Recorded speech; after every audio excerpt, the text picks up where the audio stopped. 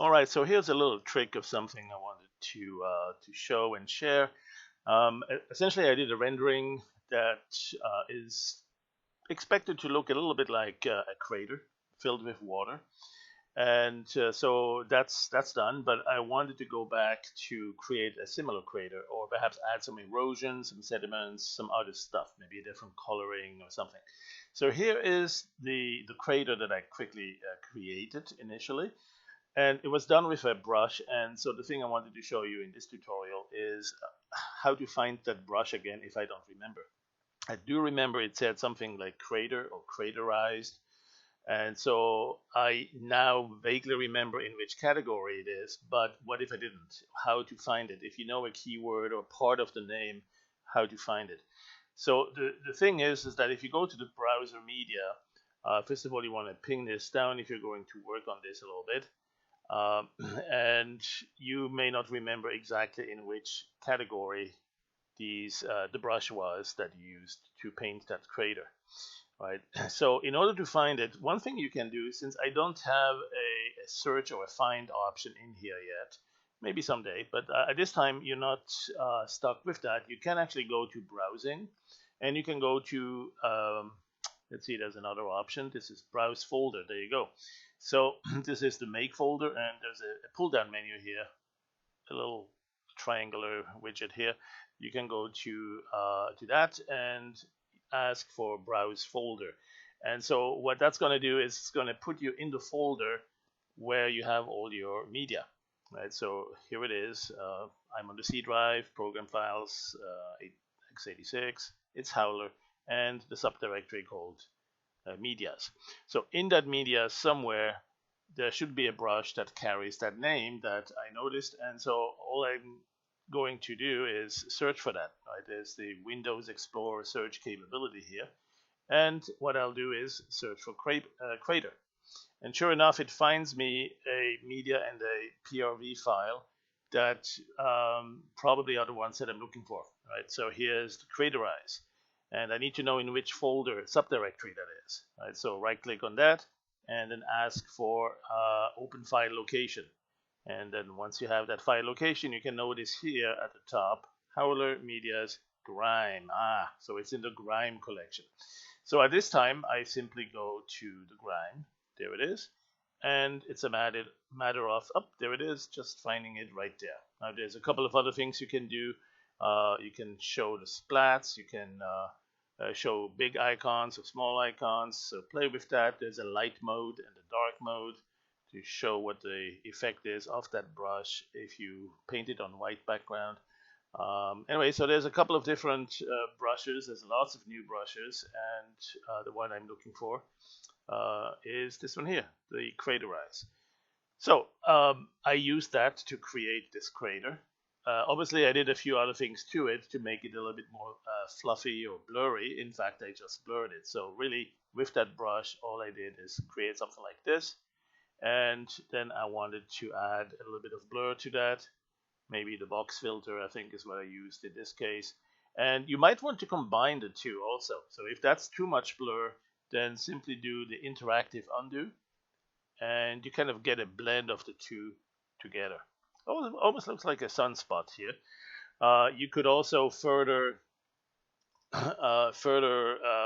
exaggerate or adjust the contrast there, maybe with the curves filter under the adjust collection.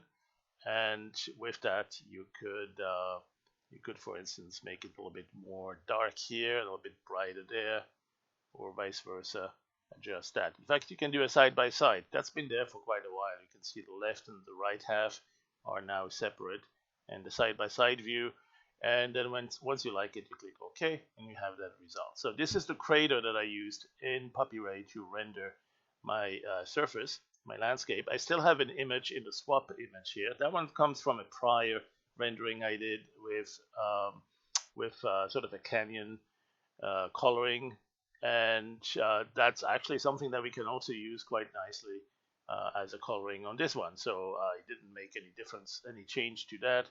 I simply went to transform that with the PuppyRay, and let's say if we do a quick test render in medium quality, And there it is, right?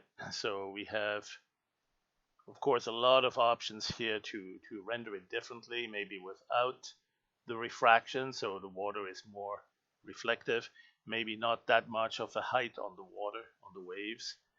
In fact, we could make it totally flat, zero height, and then there's a lot of other things.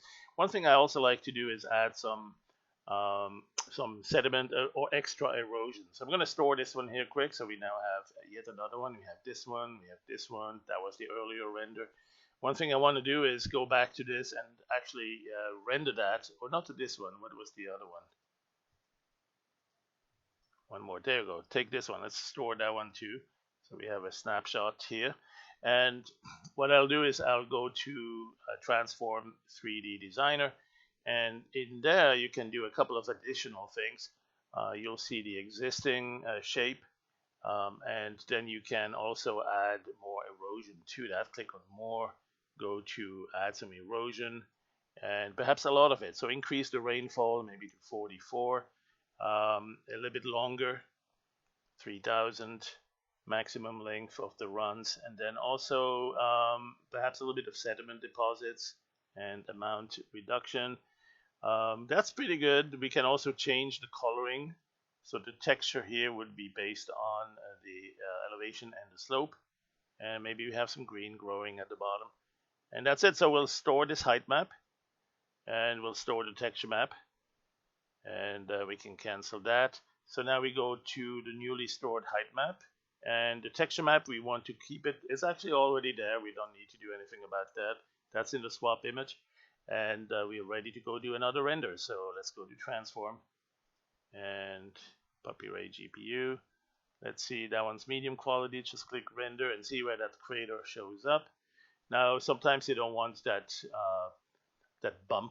bumpy look there. You can certainly change that. The riverbed is what it's doing right now. Let's go without it, just a plain, very plain, flat shaded look, and perhaps lower the sun a little bit, or move it over to the other side, and we can certainly find the sun up there. I'd say, let's see, perhaps at this point I'll move the camera really low, up close to the crater, and re-enable the refraction, which gives us also the transparency. And so it's kind of filled with water, but it's not, let's say, it's not very, it's kind of shallow. We can still see the ground underneath it. We'll give it a little bit of waves. Let's give it 2 and render that. And then perhaps increase the frequency of the waves so they're tighter together. Let's say 44, a little bit less on the noise. And then we also want to increase the scattering, so it's very opaque. It's not so transparent anymore. We can also increase the caustics here, and that will give some additional effects here.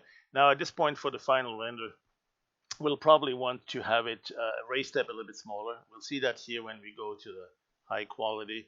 It will be a 0.004. If you want it even finer, make it a 0.002 or 0.001. That will take extra time to render on a slow system, which is the case here. This is a rather slow and old system, but still doing an okay job.